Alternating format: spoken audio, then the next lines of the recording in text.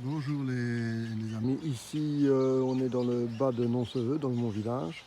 Et ici la route a été complètement arrachée avec l'eau qui est passée à travers la route. Donc ici vous voyez, tout a été arraché.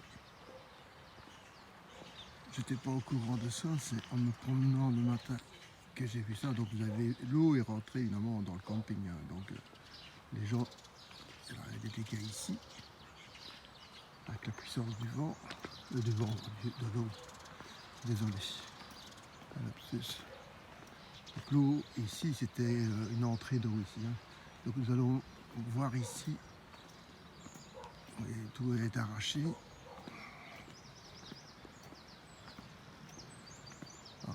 Donc ici l'eau, il a essayé de trouver des moyens de passage pour passer à travers sa direction. Donc ici il a trouvé un passage. Donc ici la route est barrée dans les deux sens. Et ça sera réparé quand on pourra réparer. Donc vous voyez, la force du courant est tellement... Ça pèse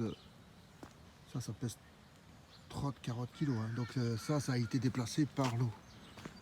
Pour vous montrer un peu la puissance. Vous avez ici des arrachages de route. Et ici c'est sur le côté, vous voyez ici. L'eau a passé à travers ici. Donc elle a créé son propre lit. Donc l'eau est rentrée par le tunnel et est passée par là. Donc tout ce que vous voyez là comme terre, c'est la terre qui a été apportée par l'inondation. Donc ici nous avons une plaque de 2 mètres plus ou moins qui a été déplacée carrément. Donc ici c'est pas la plaque d'origine, c'est une autre plaque qui a été déplacée. Donc ça c'est des morceaux de pierre, tout ce que vous voulez de...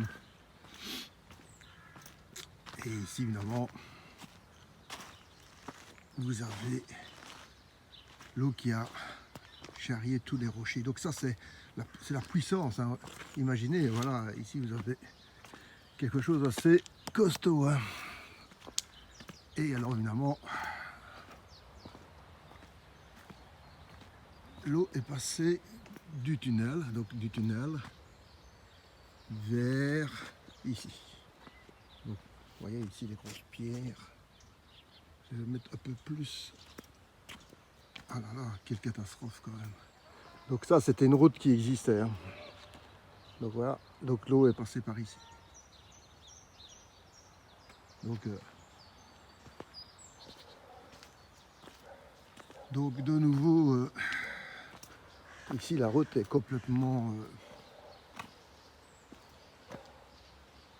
peut plus circuler. Donc c'était un passage pour les gros camions qui doivent passer dans une partie de Nonceveux. Et heureusement, il y a une route qui est plus ou moins parallèle à celle-ci, qui fait que les gens sont toujours en communication avec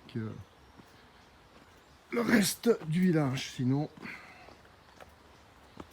donc on va aller au plus près sans faire de bêtises. Mais on va dire, il n'y a plus grand chose à faire comme bêtises, c'est déjà fait. Donc ici, vous voyez, tout a été arraché. Et la seule chose qui a tenu, c'est ça en pierre, ça a tenu. Qui a évité l'arrachement complet de tout le reste du tunnel. Heureusement. Heureusement. Parce que sinon, tout ce qui serait à l'intérieur du tunnel aurait été arraché. Et on touche alors à ce moment-là au soubassement du tunnel. Et là, on rentre dans autre chose. Donc ici, vous avez...